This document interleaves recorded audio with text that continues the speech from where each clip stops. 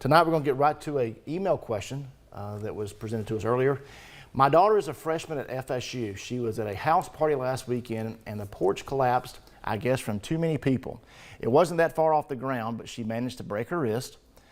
And these are all rental houses. So are the guys who threw the party responsible, or the landlord, or is this just some bad luck that she'll have to deal with? Ted, we see a lot of that happen here in Bay County, especially used to in spring break. Right. And people renting homes. Now the Airbnbs are real big, but no matter what the house is, where the location is, it's still the same principle. Yes, and there's a lot of issues here, Lewis, and it's important that you get with someone like us sooner rather than later on a case like this, because one of the first things I noticed you said in there is I guess, and we don't need to guess on what caused this accident. We need to get in there and have this situation analyzed by a proper expert, whether that be an engineer or contractor, depending on exactly what type of structure we're dealing with, because we need to know why it failed.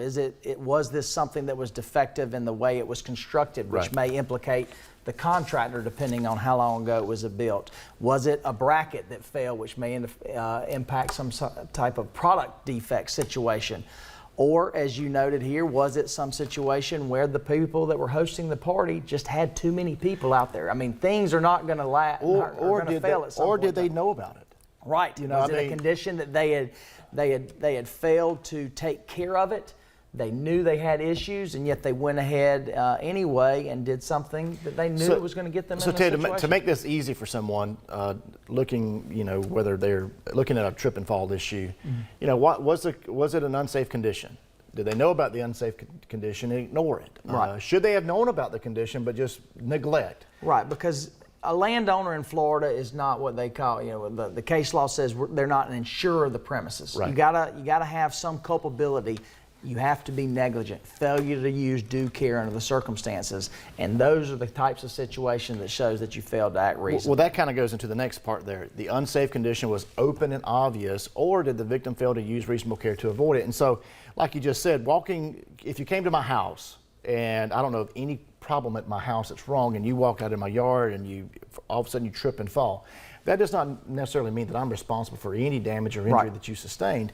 And you have to go through a little checklist that the Florida law or Florida statutes has laid out for us, and you go through and you determine whether or not there's negligence on behalf of that homeowner. Right. Now, if I had a hole out there and I covered up that hole and didn't tell you about it, and I knew that it would be dangerous for somebody to go near it or around it or walk over top of it, well, guess what? I would be responsible for that. Right. But there's a key thing on that, and we're talking about college, and Lord knows we've all been there.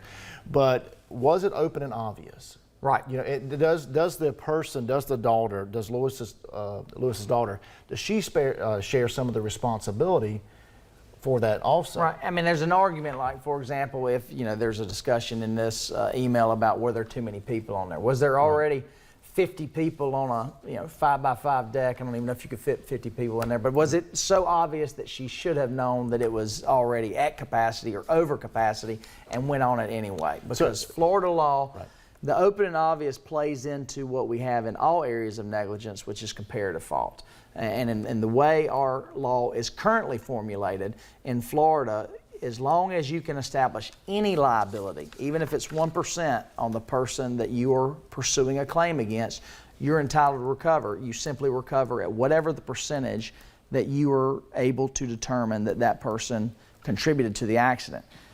And the current legislator is trying to alter that. It's still up in the air, but for years we have been what's called a pure comparative fault system, which means you analyze the percentages, and whatever percentages you can establish, you recover.